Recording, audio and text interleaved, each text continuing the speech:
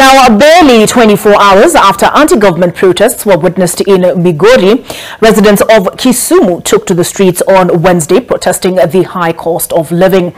This as a section of Western Kenya leaders openly disagreed about the anti-government protests. With that report is Brian Mushiri. This was the state of affairs in Kisumu for the better part of the day.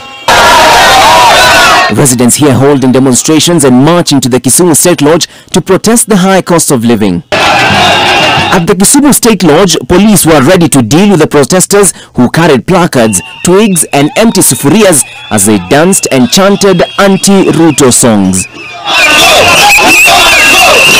Scenes witnessed at the World Consumer Rights Day event convened by the Communications Authority of Kenya and held at the Jaramogi Oginga Odinga Stadium.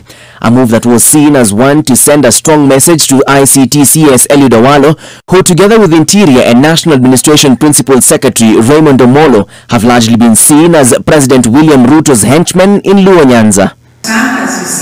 Leaders from Western Kenya have also weighed in on the anti-government protests that have been fronted.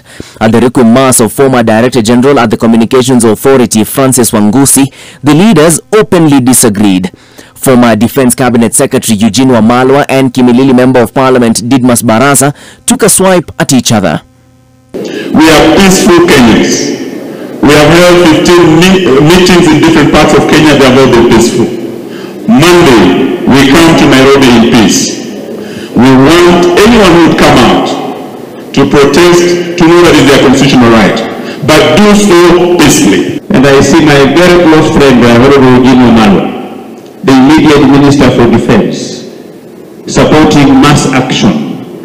When most of them, including himself, they had an opportunity to sort out the problem that we have in this country.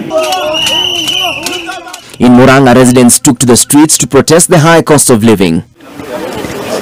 Azimio leader Raila Odinga announced March 20th as the day that the anti-protest rallies will culminate in the capital, Nairobi. Brian Mushiri, NTV, Nairobi.